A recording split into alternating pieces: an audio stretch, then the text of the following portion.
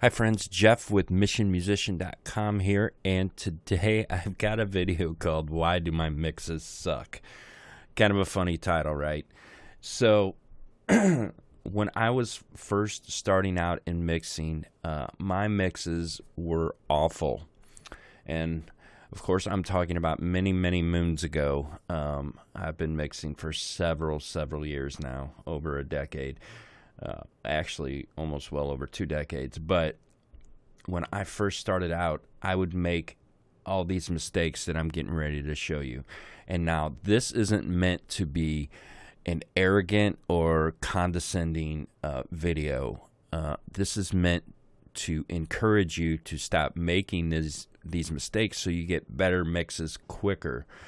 That is my intent here. I don't want to make anybody feel bad. Honestly, these are the mistakes that I used to make, okay? And before we get involved in things on the screen, the first thing that I want to talk about is monitor placement. In order to get a good mix, you got to be able to hear what is happening in the mix. And if your desk, if your mixing desk or wherever you have your set up at, if it's in a corner or against the wall, you need to move it away. And the reason why is because bass builds up in corners. And if your speakers are against the wall, you won't have an accurate bass response either. And that's very important. So if you can move, definitely get out of the corner of a room if you're in a corner of a room. And then if your desk is against the wall, if you can pull it at least 12 inches away, this will help a lot. And then also when you're monitoring, when you're mixing, you want to monitor at moderate levels, all right? Because if you crank your speakers up loud, your room is going to come into play. And your room most likely has drywall on it. It may have hardwood floors, have a lot of reflective surfaces, and frequencies are going to be bouncing around all over the place. You're going to have standing waves, all kinds of stuff. So if you turn your speakers down a little bit, that will kind of help alleviate the problem. Now, it won't eliminate it completely, but it will definitely help, okay? And then finally, while we're on the monitoring situation, I want to try to explain through voice how your monitors should be set up for optimal listening. So try to stick with me here if you can. I don't have a graphical representation of this, but so your monitors are in front of you. You're facing your monitors, okay? If you measure from the center of your left cone to the center of your right cone, write down that measurement. Let's say, for example, it's 54 inches. Then from your right speaker to your right ear, that should be 54 inches. And from your left speaker to your left ear should be 54 inches. This is the optimal position. Whatever the distance is between your two speakers, the center of the cones, that should be the same distance to your left and right ear. Okay, it's an equal distance triangle, if you will.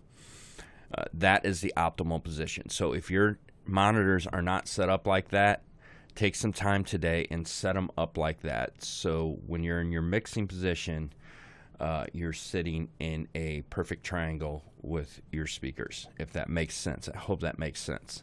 Okay, so let's get on to stuff I can show you on the screen. And the first thing I want to show you is, as new mixers, we tend to, or at least I, back in the day, used to really over EQ things. All right, and what do I mean by that? Well, so for example, I was told back a long time ago, I was told that, you can find the boxiness in drums between 300 and 600 hertz, which is true usually. So my thought process back then, I don't want any boxiness. So instead of just making a small cut, in the low mids, what I would do is just crank it down to get rid of all the boxiness. Now, in the context of if I was soloing in, or if I was EQing in solo, this may sound better. But what happens is when you subtract this much EQ, and you start doing that on every track, on every drum track, what happens is your mix is going to sound really thin and really brittle, because you're taking too much of the low mids out. You don't want to get rid of everything. You just want to sculpt. You just want to make tiny moves here that will add up over the course of a mix to make a great mix. You don't want to be, carving a bunch of stuff down like that. Now, I am speaking in general terms here, and I want to make it clear that there are some cases where you need to aggressively EQ, but you don't want to do that on every single track, because your mix will sound thin, or it'll sound too bassy, or it'll sound harsh, or it'll sound brittle. Instead of talking, let me just show you what I mean here. So I've got an overhead here that I'm going to find the mud, and I'm going to back it down.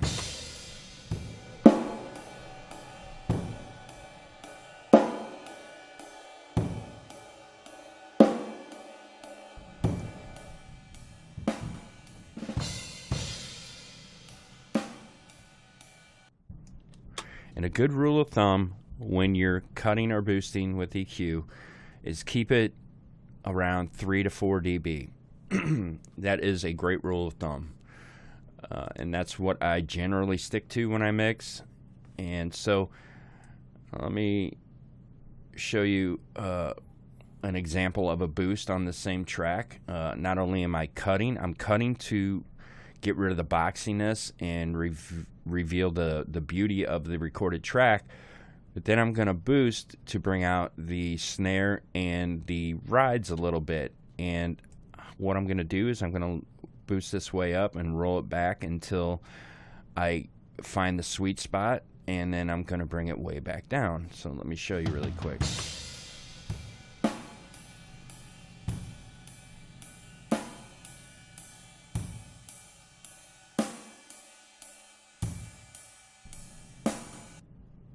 So right there, the snare and the ride got a whole lot brighter. But that is way too much of a boost. If I had left that up there, I would be adding 7 dB of gain, and I don't want to do that. I just am looking to enhance the track a little bit. So I'm going to set it around 3.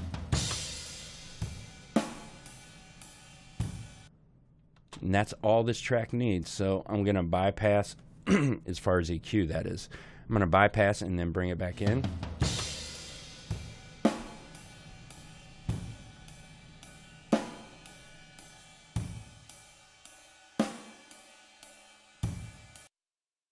All right, so the snare and the ride got prettier, cleaner, clearer, and it's subtle, but it's exactly what I want. If I brought this way down here and brought this way up here, it might sound okay in solo, but over the course of the mix, it is not going to sound okay. It's going to sound thin and weak.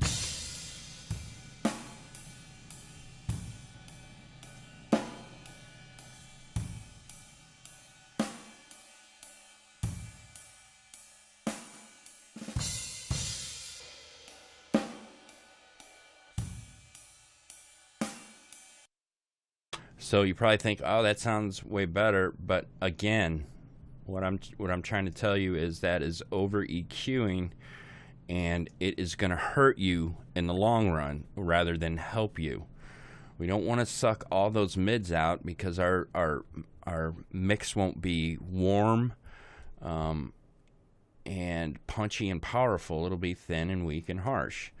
All right, so the third thing we can talk about is compression. And I used to always over compress things, and the problem, we use compression to add energy and life to a mix. But when you over compress something, it makes the mix sound lifeless. You suck the life out of the mix by over compressing. And I'm going to over compress this overhead here real quick. I'm going to set it at a high ratio, and I'm going to clamp down on it.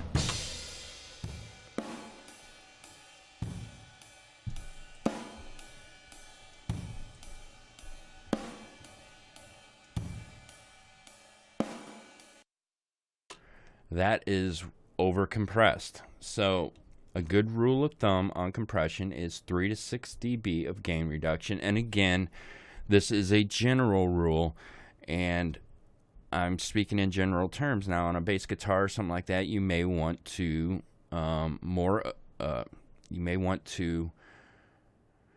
get more aggressive with the compressor, but in general terms, I'm looking for 3 to 6 dB of gain reduction. So let's move this down to, let's just go 3-to-1 ratio.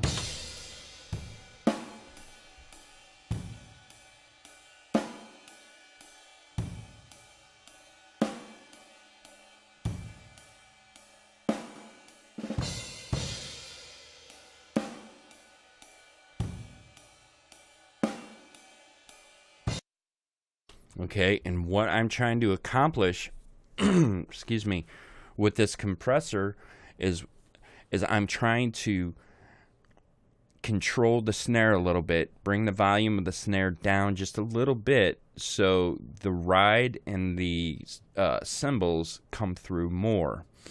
So I'm lowering the volume of the snare compared to the volume of the ride and crash.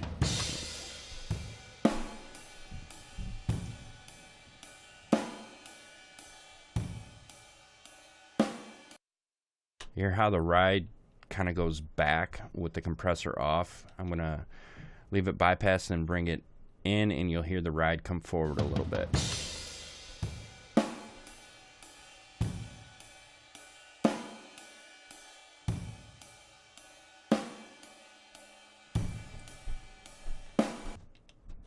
Alright, so that's all I'm doing. So if you can avoid it, don't over compress, because that will suck the life out of your song. Alright, so another thing that a big mistake I used to make is drenching everything in reverb. And I've got a vocal here sent to just a reverb. I got deverb on it and just a medium vocal plate. Nothing is dialed in. And so back in the day, I wanted to hear the reverb. Nowadays, I don't really want to hear it. I want to feel it. I want to feel the sense of space. I don't want to hear this reverb on the vocal. And the reason why we don't want to drench things in reverb is because it washes out the mix. It makes it cloudy, unclear, undefined, and muddy. And so we do want to create a sense of space using reverb and delay and stuff like that, but we don't want to overdo it. And this is a very common problem I hear with unprofessional mixes. Excuse me. Just way too much reverb. So let me show you what I mean. She's 17. She's got what he wants and needs, innocence traded up. Now, a long time ago, I would have thought that was perfect. But I have a different view now. And so, what I like to do, sorry, I am struggling a little bit this morning. What I like to do is push the reverb up until I can hear it, and then I want to back it back down a little bit. So, let's try that. She's 17. She's got what he wants and needs, innocence traded up. All right, so when I bypass this, the vocal will seem sterile and like it's not in a space, because it's not. And then when I bring it back in, I get that feeling that the vocal is in a space, but it's not overwhelming. It's not washy. Sorry, I'm from St. Louis. We say washy, not washy. So it feels like it's in a sense of space, and that's what I'm looking for. I don't know if I'm describing this well enough, but let's just try this really quick. She's 17. She's got what he wants and needs, innocence traded up for the price of attention. He take his time, watched her all night. He got what he wants. Right, so the reverb isn't overbearing, but it puts the vocal in a sense of space. Okay, and then lastly, I want to talk about two things really quick if I can. You should spend some time setting up your static mix. And if you don't know what a static mix is, all it is balancing all the tracks to your song before you put on any plugins at all, okay? We're just going through and we're setting all of our levels of our song before we put any plugins on at all. And the reason why you should spend some time here is because you want to get the best possible mix that you can without any plugins. And it's going to force you to move things where they should be. And I want to encourage you to do this in mono. And what I mean by that is, for example, I always mix in mono because it forces me to get better separation and more clarity. And it forces me to do that. Now, I'm getting ahead of myself. I can get separation by moving these pan pots around, right? But that's not true separation. If you mix in mono, excuse me, it forces you to EQ in a way that you'll be able to hear the tracks better when you pop them into stereo. You will have true separation. And if you can spend some time in your static mix phase and do it in mono, you're going to have a better balance, okay? And that is one of the big keys to mixing, is balancing everything out, having everything in the right space. And mono forces you to do that. It forces you to put things at the right level.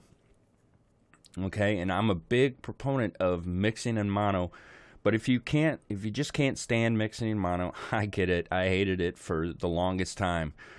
At least set up your static mix in mono and then go from there. And then lastly, the last thing I want to talk about, and I scream this from the rooftops as much as possible. You may have seen it in some of my other videos. You may have read it on blog posts on Mission Musician. Mix with reference tracks. What are reference tracks? Well, they're just professionally recorded songs, you can pull in one of your favorite bands or whatever. It's so difficult for people to start doing this. And the reason why it's so difficult, I get it. I know why it's difficult, because you're taking a song that was recorded by a professional recording engineer with, thousands and thousands of dollars worth of gear, high-end mics, high-end pre's, all that stuff, then mixed by a professional mixing engineer in a professional room with high-end gear, and then mastered by a professional mastering engineer with high-end gear. And you're placing that against the stuff that you recorded in your bedroom, probably with cheaper gear, and it's difficult. I get it. Trust me, I get it. But these are guide tracks. These will tell you what you need to do in your mix. It'll tell you if your kick drum needs to be louder, if it needs to be rounder, if it needs to be deeper, clickier. It'll tell you if the guitars need to be fuller or warmer or more high end. If the vocal is setting in the right place. That's what a reference track does. Otherwise, you're just mixing from memory. You're just pushing things up around to where you think they should be. Well, using a reference track kind of forces you to put things in the right balance, in the right perspective, in the right tonal place. So I know it's hard to do, but if you want to improve and you want to improve quickly, use reference tracks. Use stuff that was recorded professionally. And don't think for a second that professionals don't use reference tracks, because they do. They absolutely do. And I, for one, will not mix without a reference track.